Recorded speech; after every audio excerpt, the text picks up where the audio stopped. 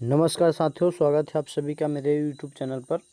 मैं हूं ओमकारनाथ, आप देख रहे हैं मेरा YouTube चैनल। इस वीडियो में इम्पॉर्टेंट क्वेश्चन होने वाले हैं जो कि परीक्षा की दृष्टि से इम्पॉर्टेंट होने वाला है। यदि मेरे चैनल पर नए हैं तो चैनल को सब्सक्राइब करना ना भूलें, लाइक करें, अपने मित्रों को शेयर करें। तो चलिए क्वेश्चन की तरफ बढ़ते हैं। भारत ने किस देश के राष्ट्रपति को गणतंत्र दिवस समारोह 2024 के लिए मुख्य अतिथि के रूप में निमंत्रण दिया है? भारत ने किस देश के नागरिकों के लिए सितंबर 2023 को वीज़ा सर्विस निलंबित कर दी? राज्यसभा ने महिला आरक्षण विधेयक को पारित कर दिया। इसके विरोध में कितने वोट पड़े? विश्व अल्जाइमर दिवस कब मनाया जाता है? वर्ल्ड अल्जाइमर डे कब मनाया जाता है?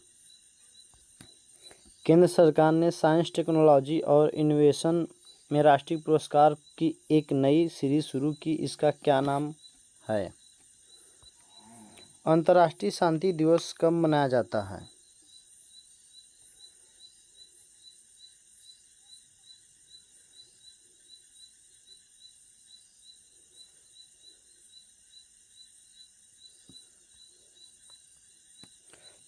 विश्व गैंडा दिवस कब मनाया जाता है? तो इस प्रकार के तमाम क्वेश्चन होने वाले हैं इस वीडियो में।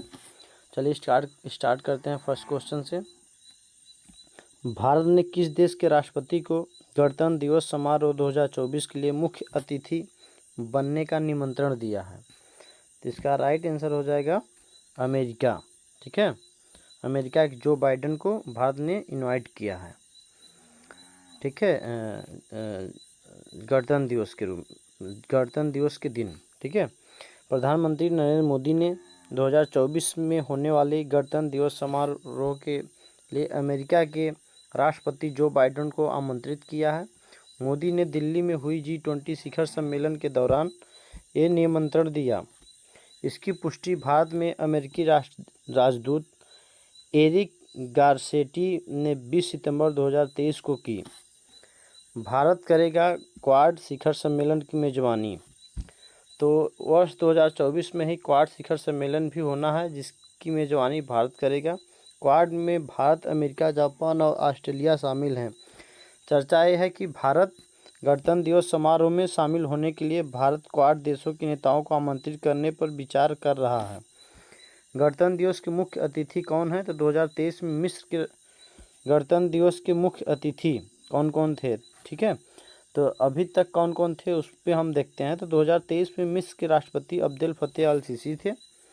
2021 और 22 में कोविड-19 की महामारी की वजह से कोई मुख्य अतिथि नहीं था। 2020 में ब्राज़ील के तत्कालीन राष्ट्रपति जायर बोल्सोनारो थे। 2019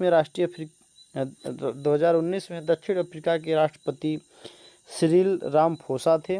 2018 में सभी 10 आसियाना देश के नेता थे। 2017 में अबू धाबी के क्राउन प्रिंस शेख मोहम्मद बिन जायद अल नहयान थे। 2016 में तत्कालीन फ्रांसीसी राष्ट्रपति ओलाद थे। 2015 में तत्कालीन अमेरिकी राष्ट्रपति बराक ओबामा थे। 2014 में तत्कालीन जापान प्रधानमंत्री शिंजो आबे थे। 2013 में भूटान के राजा जिम्बे खेसर नामग्याल वांगचुक थे। ठीक है, तो ये रहा लिस्ट 2022 से 2013 के बीच की। ठीक है, तो नेक्स्ट क्वेश्चन लेते हैं। नेक्स्ट क्वेश्चन है, भारत ने किस देश के नागरिकों के लिए सितंबर 2023 को वीज़ा सर्विस निलंबित कर दी? तो इसका राइट आंसर हो जाएगा Canada. Option number B is right answer है। इसके इंपॉर्टेंट फैक्ट देख लेते हैं। ये हैं पीएम मोदी और कनाडा के राष्ट्रपति। ठीक है, खालिस्तानी आतंकी हरदीप सिंह निज्जर की हत्या के मुद्दे पर भारत और कनाडा के बीच तनाव बढ़ता जा रहा है। कनाडा में मौजूद भारत के वीज़ा एप्लीकेशन सेंटर ने 21 सितंबर 2023 को कनाडा के लोगों के लिए वीज़ा सेवाएं सस्पेंड कर दी है। भारतीय विदेश मंत्रालय ने प्रवक्ता अरदीम बागची ने गुरुवार को प्रेस कॉन्फ्रेंस कर कहा कि कनाडा में हमारे डिप्लोमेटिक यूनिट को धमकियां मिल रही है, वे अपना काम नहीं कर पा रहे हैं। यही वजह है कि वीज़ा सर्विस सस्पेंड की गई है। भारत सरकार ने कनाडा के उच्चायोग में कर्मचारियों की संख्या कम करके भारतीय उच्चायोग के बाहर करने को कहा है। विदेश मंत्रालय ने कहा कि कनाडा में आरोपित राजनीतिक से प्रेरित और कनाडा में अब तक सभी मामले कोई खास सबूत नहीं है दिए गए हैं। हमने उनसे सबूत देने को कहा। भारत ने लगातार कनाडा को बताया कि उनके देश में भारतीय विरोधी गतिविधियां हो रही हैं और हालांकि उन्होंने इस पर कोई एक्शन नहीं लिया है। हमने कनाडा से साफ कह दिया है कि डिप्लोमेट की संख्या दोनों देशों में बराबरी होनी चाहिए। ये वियना कन्वेंशन के तहत जरूरी है। यह बात सही है कि G20 के दौरान ट्रूडो ने मोदी के सामने निज्जर की हत्या का मामला उठाया था। हमारे प्रधानमंत्री ने इससे सिरे से खारिज कर दिया था। हमने फिलहाल ई वीज़ा में प्रोसेस को भी पूरी तरह बंद कर दिया। हमने कनाडा को बताया कि भगोड़े अपराधियों को कानूनी प्रक्रिया के तहत भारत लाया जाएगा और इंटरनेशनल लॉ के तहत यह मैंडेटरी है। कुछ लोग स्टूडेंट के वीज़ा और सुरक्षा को लेकर सवाल कर रहे हैं। मैं साफ कर देना चाहता हूं कि वो हमारे नागरिक हैं और उनकी सुरक्षा कनाडा की जिम्मेदारी है। करीब 20 लोगों ऐसे हैं जिनके बारे में हमने कनाडा को सबूत दिए हैं और इन्हें भारत को सौंपने को कहा है। यह संख्या 25 से भी हो सकती है ज़्यादा। ठीक है। भारत कनाडा व्यापार। तो पिछले वित्त वर्ष 2022-23 में कनाडा के साथ भारत का कुल व्यापार $8 मिलियन था, जो दुनिया के साथ भारत के कुल व्यापार का 1.1 ट्रिलियन का था, 0.7% है। हिस्सेदारी कम से कम पिछले 5 वर्षों में इसी तरह बनी हुई है। भले ही निर्यात और आयात संख्या ऊपर और नीचे हो गई है, द्विपक्षीय व्यापार भी काफ़ी समान रूप से संतुलित रहा है। उदाहरण के लिए 2022-23 में लगभग 4 बिलियन का आयात और 4 बिलियन का निर्यात के लगभग बराबर था। ठीक है। नेक्स्ट क्वेश्चन लेते हैं। राज्यसभा ने महिला आरक्षण विधेयक को पारित कर दिया। इसके विरोध में कितने वोट पड़े? तो इसका राइट आंसर हो जाएगा ऑप्शन नंबर डी, 0 वोट पड़े। ठीक है। इसके इम्पोर्टेंट फैक्ट देख लेते हैं। संसद के स्पेशल सेशन के चौथे दिन राज्यसभा में सभी महिला आरक्षण बिल, नारी शक्ति बंधन विधेयक, संविधान 128वां संशोधन विधेयक 2023 सर्वसम्मति से पास किया गया। बिल के खिलाफ किसी ने वोट नहीं दिया। राज्यसभा में मौजूद सभी 214 सांसदों ने बिल का समर्थन दिया। यह बिल लोकसभा में 21 सितंबर 2023 को पास हुआ था। उस वक्त मात्र 2 सांसदों ने विरोध में वोट दिया था। अब प्रक्रिया पूरी होने के बाद महिलाओं को लोकसभा और विधानसभा में 33% आरक्षण मिलेगा। नेक्स्ट क्वेश्चन लेते हैं। विश्व अल्जाइमर दिवस कब मनाया जाता है? वर्ल्ड अल्जाइमर डे कब मनाया जाता है? तो इसका राइट आंसर हो जाएगा 31 सितंबर को विश्व अल्जाइमर दिवस मनाया जाता है। ठीक है। तो वर्ष 2023 की थीम क्या है? तो न कभी बहुत जल्दी न कभी बहुत देर, never too early never too late, इसका थीम है। यह दिन अल्जाइमर रोग के बारे में जागरूकता बढ़ाने का एक वैश्विक प्रयास है। अल्जाइमर रोग इंटरनेशनल और WHO ने 21 सितंबर 1994 को विश्व अल्जाइमर दिवस की शुरुआत की थी।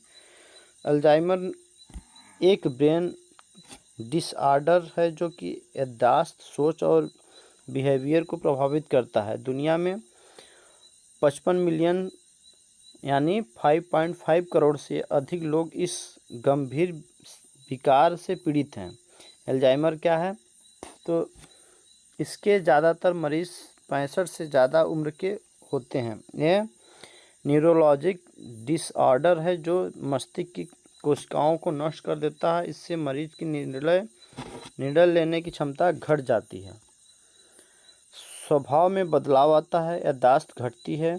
जैसे जैसे उम्र बढ़ती है यह रोग भी बढ़ता है। रोगी को रोज़मर्रा के कामों को भी करने में दिक्कत होती है। अल्जाइमर उम्र के साथ बढ़ने वाला रोग है। इसका क्या इलाज संभव है? क्या इसका इलाज संभव है? तो अभी तक कोई सटीक उपचार नहीं है। लक्षणों के आधार पर भी इसके बारे में पता लगाया जा सकता है। इसके लिए doctor mental centre CT scan MRI से मस्तिष्क में होने वाले परिवर्तन और इसके कारण दिखने वाले लक्षणों की जांच करते हैं। कुछ दवाएं और लक्षण के सुधार कर इसके असर को कम किया जा सकता है। अल्जाइमर नाम कैसे पड़ा? तो इस बीमारी का पहला केस 3 नवंबर 1906 को जर्मन मनोरोग विशेषज्ञ डॉक्टर अलोइस अल्जाइमर सामने लाए थे। इसलिए इस दिन का नाम अल्जाइमर डे पड़ गया। ठीक है, नेक्स्ट क्वेश्चन लेते हैं। केंद्र सरकार ने साइंस, टेक्नोलॉजी और इनोवेशन राष्ट्रीय पुरस्कार की एक नई सीरीज शुरू की है। इसका क्या नाम है? इसका नाम है राष्ट्रीय विज्ञान पुरस्कार, ऑप्शन नंबर सी। इसके इम्पोर्टेंट फैक्ट देख लेते हैं। केंद्र सरकार ने विज्ञान, साइंस, टेक्नोलॉजी और इनोवेशन में राष्ट्रीय पुरस्कारों के एक नए सेट का अनावरण 21 सितंबर 2023 को किया गया। यह पुरस्कार विज्ञान, साइंस, टेक्नोलॉजी और इनोवेशन में सर्वोच्च पुरस्कार में से एक होगा। विदेश में रहने वाले भारतीय मूल के लोगों की पुरस्कार के लिए पात्र होंगे। इससे 4 कैटेगरी में बांटा गया है। तो कौन कौन सा? तो विज्ञान के क्षेत्र में विज्ञान रत्न BR पुरस्कार हैं। पुरस्कार साइंस और टेक्नोलॉजी में की गई आजीवन उपलब्धियों और योगदान के लिए दिया जाएगा। दूसरा है विज्ञान श्री, तो BS पुरस्कार साइंस और टेक्नोलॉजी में विशिष्ट योगदान के लिए दिया जाएगा। है उन व्यक्तियों को असाधारण प्रयासों पर प्रकाश डाला जाएगा जिन्होंने अपने संबंधी डोमेन में स्थायी छाप छोड़े हैं। तीसरा क्या है? विज्ञान युवा शांति स्वरूप भटनागर BYMSB पुरस्कार हैं। 45 वर्ष से कम उम्र के लिए यंग साइंटिस्ट को दिया जाएगा जिन्होंने साइंस और टेक्नोलॉजी में असाधारण योगदान दिया है। इसका उद्देश्य भारत के उन भारतीय प्रतिभाओं को प्रेरित करना होगा। चौथा क्या है? विज्ञान टीम, तो विज्ञान टीम में पुरस्कार TB पुरस्कार 3 या अधिक वैज्ञानिक रिसर्च या नवप्रवर्तकों को टीमों को दिया जाएगा जिन्होंने साइंस और टेक्नोलॉजी के क्षेत्र में सामूहिक रूप से काम करते हुए उत्कृष्ट योगदान दिया है। इन विषयों को किया शामिल कौन कौन सा? विज्ञान, रसायन और जैव विज्ञान को, गणित को, ठीक है, इनको शामिल किया गया है। कंप्यूटर को, पृथ्वी विज्ञान को, चिकित्सा को, इंजीनियरिंग विज्ञान को, कृषि विज्ञान को, पर्यावरण विज्ञान को, प्रौद्योगिकी विज्ञान को, परमाणु ऊर्जा, अंतरिक्ष विज्ञान, ये सब चीज़ें को शामिल किया गया है। नामांकन हर साल 14 जनवरी से 28 जनवरी तक होंगे। पुरस्कार की घोषणा 11 मई को की जाएगी। ठीक है, नेक्स्ट क्वेश्चन लेते हैं। अंतर्राष्ट्रीय शांति दिवस कब मनाया जाता है? अंतर्राष्ट्रीय शांति दिवस 21 सितंबर को मनाया जाता है। ठीक है, इसके इम्पोर्टेंट फैक्ट देख लेते हैं। इंटरनेशनल डे ऑफ पीस, इसकी थीम है एक्शन फॉर द पीस और ambition for the global goals, शांति के लिए कार्रवाई, ग्लोबल गोल्स के लिए हमारी महत्वाकांक्षा है। यह दिवस संयुक्त राष्ट्र ने 1921 में घोषित किया था। अंतर्राष्ट्रीय शांति दिवस समाज के मध्य शांति और सद्भावना लाने के लिए महावेश, विश्वास और सहयोग को बढ़ावा देता है। नेक्स्ट क्वेश्चन लेते हैं। 19वें एशियाई खेलों के उद्घाटन समारोह के दौरान भारतीय दल का ध्वजावाहक किन्हें बनाया गया? 19वें एशियाई खेलों के उद्घाटन समारोह के दौरान भारतीय दल का ध्वजवाहक किन्हें बनाया गया? इसका राइट आंसर हो जाएगा option number D, Harmanpreet Singh और लवनी बोरगोहेन को, ठीक है। ऑप्शन नंबर डी इसका राइट आंसर हो गया, ठीक है। ये हैं स्क्रीन पे हरमनप्रीत सिंह और लवलीना बोरगोहेन, ठीक है। ये हैं हरमनप्रीत सिंह है लवनी बोरगोहेना।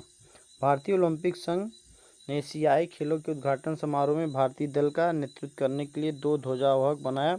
एशियाई खेल 2022 का आयोजन 23 सितंबर से 8 अक्टूबर 2023 तक चीन के शहर हांगझोऊ में आयोजित किया गया है। हरमनप्रीत सिंह भारतीय हॉकी टीम के कप्तान हैं और लवनी बोरगोहेन ओलंपिक पदक के विजेता मुक्केबाज हैं। भारतीय दल में 655 एथलीट शामिल होंगे। यह एशियाई खेलों में भाग लेने वाला अब तक का सबसे बड़ा भारतीय दल है। नेक्स्ट क्वेश्चन लेते हैं। विश्व गैंडा दिवस कब मनाया जाता है? तो इसका राइट आंसर हो जाएगा 22 सितंबर को विश्व गैंडा दिवस मनाया जाता है, ठीक है। यह है गैंडा, ठीक है। इस 22 सितंबर को विश्व गैंडा दिवस मनाया जाता है। इस दिवस में गैंडों की 5 प्रजातियों के संरक्षण के लिए लोगों को जागरूक किया जाता है। इससे इन 5 प्रजातियों के खतरों से बचाया जा सकता है। गैंडों की मौजूद 5 प्रजातियां हैं। अफ्रीकी गैंडे प्रजातियां काले और सफ़ेद गैंडे सफ़ेद होते हैं। एशियाई गैंडे प्रजातियां ग्रेटर वन हॉर्नर सुमात्रापद और जावन गैंडे होते हैं, ठीक है। नेक्स्ट क्वेश्चन लेते हैं।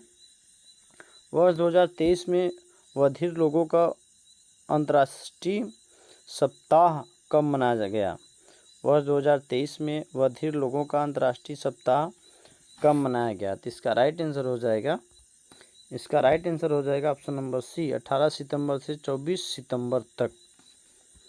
इसके इम्पोर्टेंट फैक्ट देख लेते हैं। हर साल सितंबर के आखिरी रविवार को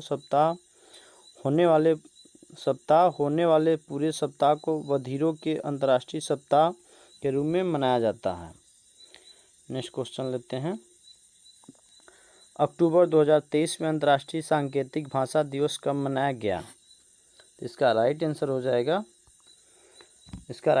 जाएगा ऑप्शन नंबर सी 23 सितंबर 2023 को। इसके फैक्ट देख लेते हैं। 2023 की थीम है a world where deaf people everywhere in can sing anywhere. सांकेतिक भाषा सिंह का शुरुआती सबूत 5वीं शताब्दी ईसा पूर्व में प्लेटो को क्रिटिलस में मिलता है। यहाँ सुकरात कहते हैं कि अगर हमारे पास आवाज़ या जुबान नहीं होता तो हम विचार व्यक्त करना चाहते हैं तो क्या हम अपने हाथों के सिर और शरीर के अन्य अंगों द्वारा संकेत करने की कोशिश करते हैं? तो इसका उद्देश्य सांकेतिक भाषा के संदर्भ में जागरूकता फैलाना होता है। नेक्स्ट क्वेश्चन लेते हैं। अंतर्राष्ट्रीय बेटी दिवस कब मनाया जाता है?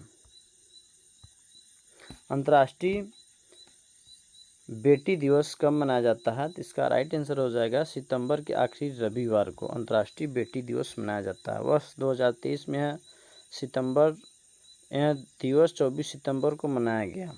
संयुक्त राष्ट्र ने लड़कियों के महत्व को समझाते हुए उन्हें सम्मान देने के लिए पहली बार 11 अक्टूबर 2022 को यह दिवस मनाया गया। इस दिवस का मुख्य उद्देश्य पूरी दुनिया में बेटियों को भी बेटे के समान ही महत्व और सम्मान देना है, ठीक है। नेक्स्ट क्वेश्चन लेते हैं।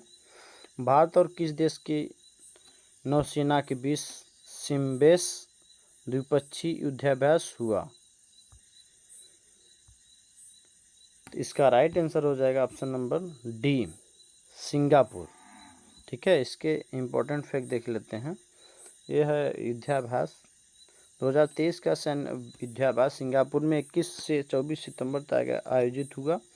इसमें INS रणविजय, कवरत्ती और सिंधु केसरी के अलावा लंबी दूरी का समुद्री गश्ती विमान P-8I ने हिस्सा लिया। सिम्बेक्स के बारे में बताएं तो अभ्यास की सिम्बेक्स श्रृंखला में 1994 में शुरू हुई थी। प्रारंभ में इसे एक्सरसाइज लायन किंग के नाम से जाना जाता था। पिछले 2 दशकों से इस नौसैनिक अभ्यास का दायरा और व्यापकता काफ़ी हद तक बढ़ चुका है। इसमें नौसैनिक संचालन के व्यापक स्पेक्ट्रम को कवर करने वाले उन्नयन समुद्री नौसैनिक अभ्यास भी शामिल हुए हैं। यह अभ्यास समुद्री इलाके में भारत और सिंगापुर के बीच उच्च स्तर के सहयोग का एक उदाहरण है। यह हिंद महासागर क्षेत्र में समुद्री सुरक्षा बढ़ाने की दिशा में दोनों देशों की प्रतिबद्धता तथा योगदान को भी विस्तार देता है। तो ये रहा आज का कंप्लीट वीडियो। यदि चैनल पे नए हैं या अभी तक चैनल को सब्सक्राइब नहीं किया है तो सब्सक्राइब, लाइक, शेयर ज़रूर कर लें। मिलते हैं फिर नेक्स्ट वीडियो में।